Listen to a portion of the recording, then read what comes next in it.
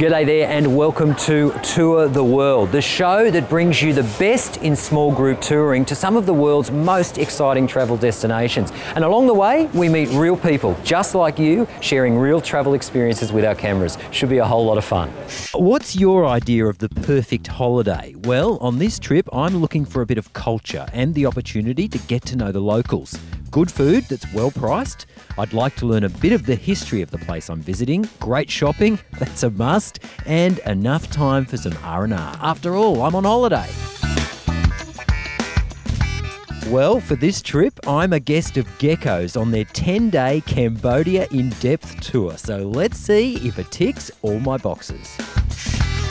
Our tour starts in Siem Reap before heading south to the capital, Phnom Penh, then across through the Kirirom National Park to the coast at Sihanoukville. This small nation of 15 million people is starting to take its place as a holiday hotspot. It's chaotic, it's exotic, it's intoxicating. And we're on tour, so we're going to need a tour guide. G'day, Sammy. Hey, welcome to Geku Tour Dam. Thank you. You're going to show me around? Yes, we have tuk-tuk. Awesome. So, Sammy, tell me, what can we expect from a tour of Cambodia with you?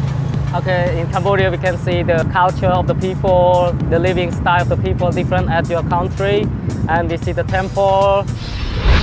I'm travelling with 6 Aussies, 1 Brit and 1 South African, and it's time to cover off a few of the basics. Travel on this tour is by way of an air-conditioned minibus that's big enough to be comfortable but small enough to navigate some pretty tight city streets. There's local transport involved in the way of tuk-tuks, cyclos and even an ox cart. Accommodation is clean, comfortable and surprisingly good for a budget tour. Some hotels have pools or even this rather lovely rooftop spa.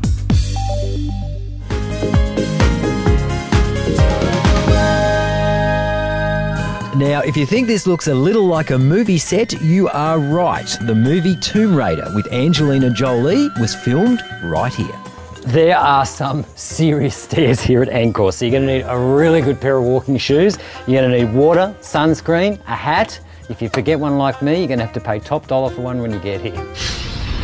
Now, once you're all templed out, there is so much more to Cambodian culture to discover. And while the cities are the place to shop, play and stay, out in the country, Cambodians enjoy a more traditional way of life. And with 50% of the population under the age of 15, children are going to make your stay here really something special. What I love most about Cambodia, the photography. It seems to be a photograph to be taken around every corner. I'm trying to capture as much as I can so that I can show my nephews in Scotland just how different life is out here.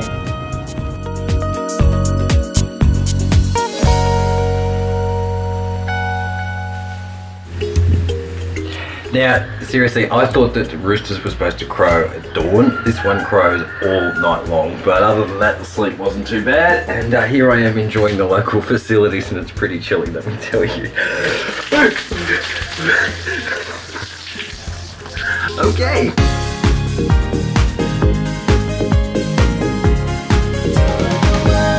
Dining out here is an amazing experience, and while there are similarities with others in the region, Khmer cooking manages to put its own special slant on every dish.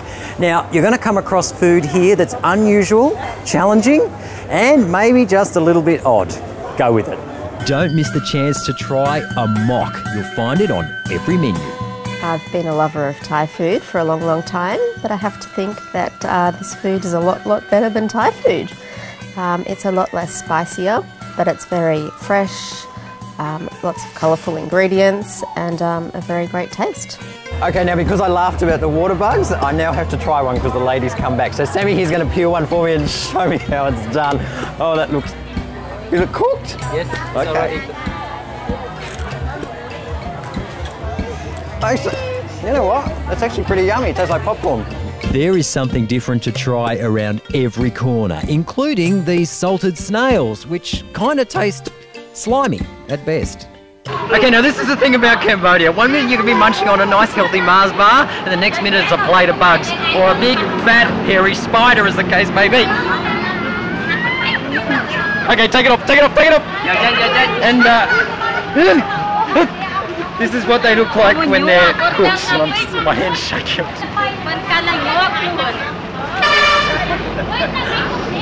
Don't eat, just a tip, don't eat the big fat bit at the back because it's full of gooey goodness and you're not going to like it at all. Oh my god, that's horrible. Okay, take it up. Take it up.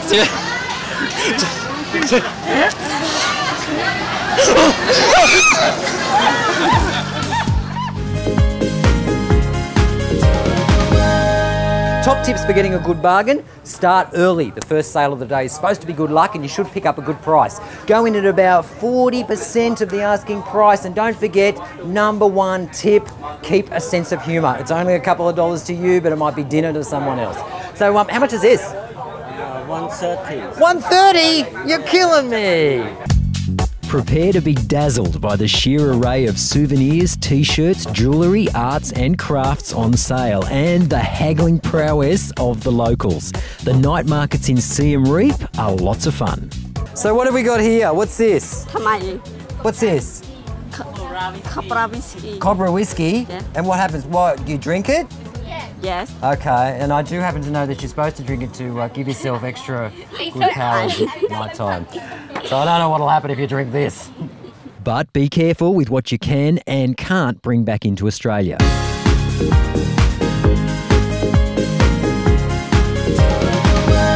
To really understand the Cambodia of today, you have to know something about what happened here 30 years ago. Why are there so few older people? Why so many children? Why the shortage of doctors, teachers and lawyers? And while older Cambodians just want to forget the horrors of the Pol Pot regime, for the visitor here, it's essential to understand what happened so you can appreciate the Cambodia of today. Chabran, thank you very much for giving us a quick minute to have a chat. You've been showing us around here, and I know that as a child you were a survivor of the Khmer Rouge regime. How does it feel now to be a tour guide and having to sort of relive the past on a day-to-day basis and explain the story to tourists? I think it's very important to tell the world about our suffering. You know, it's hard to believe now that these grass-covered hills, just a few kilometres from the centre of Phnom Penh, were once the scene of such brutality. So it's actually a very peaceful place here. It has a series of undulating hills where the pits, the killing pits were, which are largely filled in. I don't know, there's a really strange sense of peacefulness about the whole place. Now, Rosemary, we're talking relaxation in Cambodia. What have you done to relax on this trip? Well, I've taken advantage of all the massage places around, and I'm really, like I was saying, having hand and foot massages, and I was really pleased to see that the streets are just lined with foot and hand massage places. Now, some people might find this a little bit confronting. This is massage by the blind, and blind people in Cambodia, either through birth or who've developed blindness and haven't had appropriate medical care over the last 2 or 3 decades, now make a great living performing massage, and it is absolutely amazing. And here's yet another group that will be more than happy to have a go at your tired and aching feet. That is a really bizarre experience. Those feet are going for it. I don't know about you guys, when you've been walking around temples all day long, the last thing you want to do is go near someone's feet, but these fish are loving it. That's weird. Here's our cameraman resting his feet. It's been a hard day at the temples. Well, if you think this tour ticks all the boxes on your holiday checklist, jump online for more information. Gecko'sAdventures.com. Well, sadly, that is the end of our tour of the magical kingdom of Cambodia, and it has been amazing. Don't forget to join us next time and tour the world with us. See you then.